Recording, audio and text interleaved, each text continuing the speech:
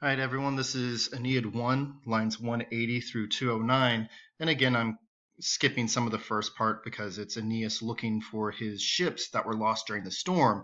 And we're looking for people specifically by name. We're looking for Caipan, we're looking for Anthea, but we're not finding them. In fact, here it is, prospicit navum nullum in conspectu. He sees no ship in sight, but on the shore he sees 3 deer, errantis, wandering.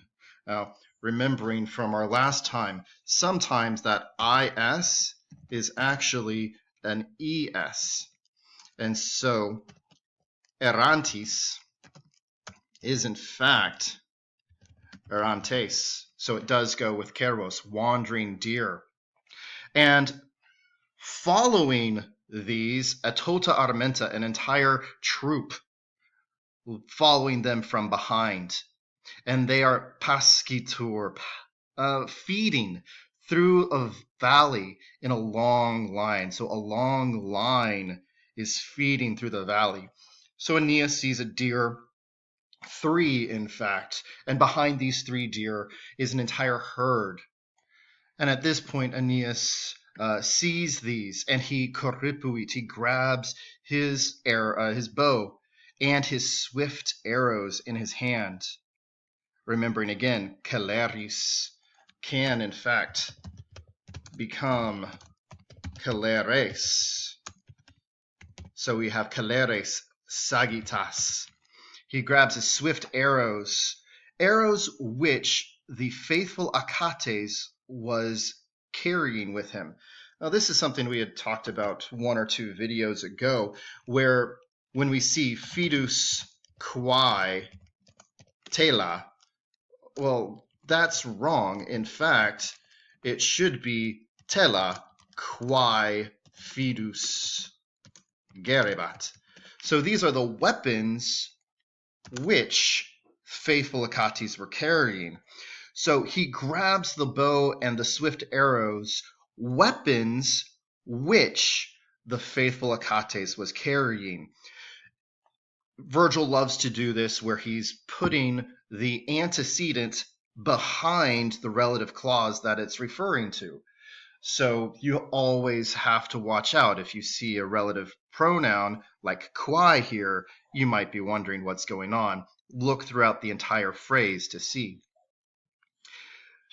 Our accusative, ductores ipsos first. Well, he sternit. This is Aeneas. He lays low the leaders first. The leaders themselves. The leaders bearing heads tall with tree-like horns. These are huge deer that have great antlers on them. So first the leaders and then the crowd. Now, then the crowd, he misket. So this vulgus, it looks like it could be nominative, but no, in fact, it's the accusative. Driving with his arrows. He drives, he mixes the crowd, the vulgus again, the crowd, among the tree-bearing woods. Nor at first does he stop. Quam is actually not a relative pronoun here. It's a conjunction, until, or when. As victor, Aeneas pours down onto the ground 7 huge bodies. He equals the number of the bodies of deer with the ships. So at this point, that means 7 deer killed. That's in order to equal 7 ships saved from the storm. That's kind of sad because he left Troy with 20. Problems perhaps here. I'm going to skip this part. It's just about him going back to the port. I want you to work on this vina bonus quae diende cadis onerarat acestes, because this part here, these 2 lines, are a little harder, but it has a lot of information that we've been working with. Specifically, we've got a quae that is behind the antecedents, and then we have onerarat and Dederat. And we have abuentibus. We should know what this nt means, ing. The one thing that I'll do to help you really well is that when we come to Acestes here, Acestes is the heros. So Acestes the hero, the good Acestes the hero, he did things. But then Aeneas is the one that mulket. So he tries to loosen, he tries to soothe the nt, again ing, the grieving chests with these words. And this is one of the great speeches in the Aeneid. This has been part of the AP test a number of times. I'm certain you will find it on a quiz or on a test or on an essay. It is the first time that Aeneas is talking to his men. The first time we see him, he's weeping his eyes out saying, I wish I was dead. This is horrendous. Why did I choose to leave Troy? Better to die fighting for my country rather than to suffer on this storm and die unknown in the waters. But here he's giving an entirely different sort of speech to his men. O socii, neque enim ignari sumus ante malorum, and O comrades. Indeed, we are not ignorant of evils before this. We've gone through a lot of troubles, a lot of misfortunes.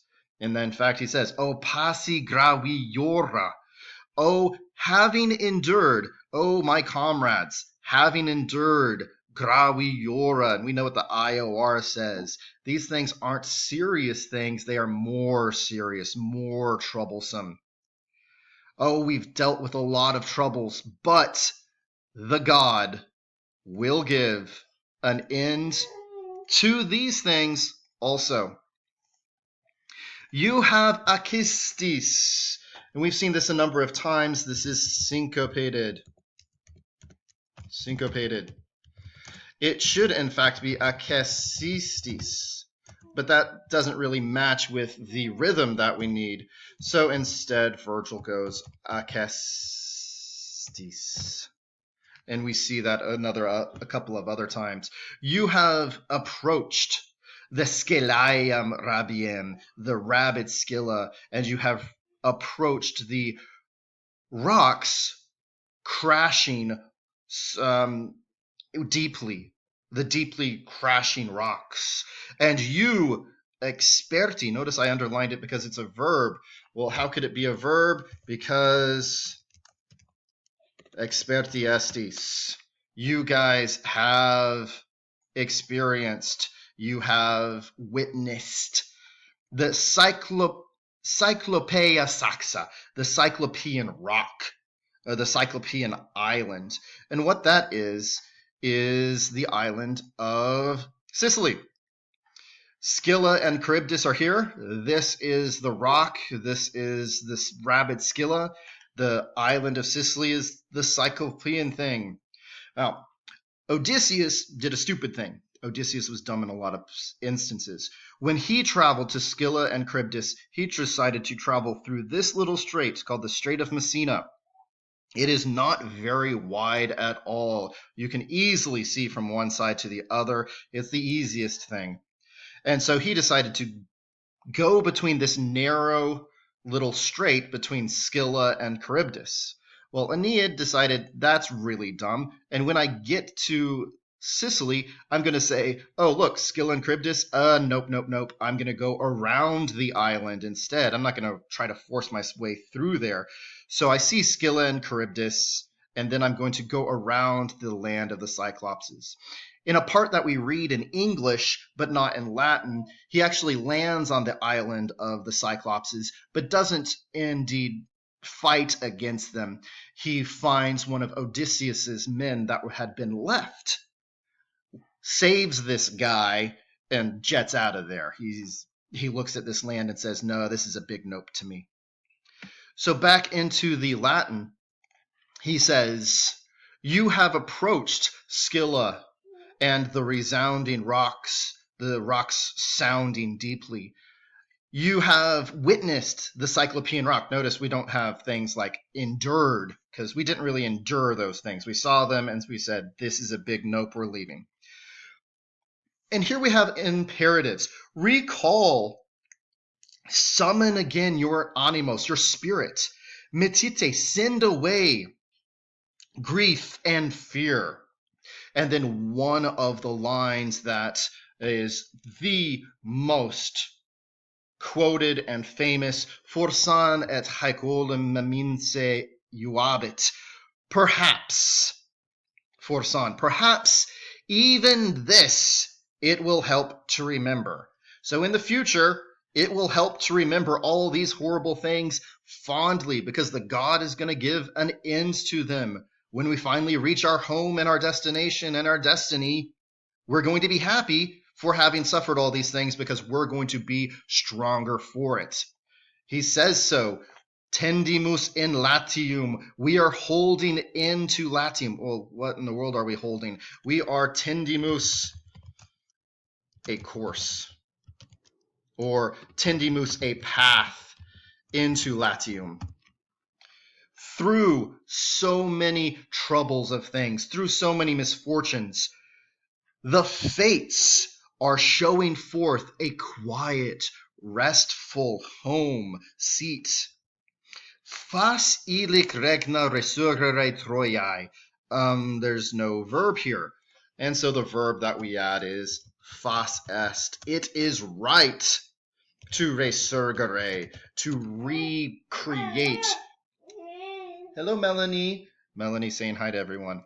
It is right to recreate, to rebirth, regrow the kingdom of Troy. Endure and save yourselves for these secundis rebus. Now, secundis can mean second, but here it means favorable. Save yourself for these favorable things. Notice the funniness of rerum here being connected with negative, but rebus here being connected with positive. So this single word between rerum and rebus, in one instance bad, in another instance good. Aeneas is trying to tell them, hey, we're growing from one to the next.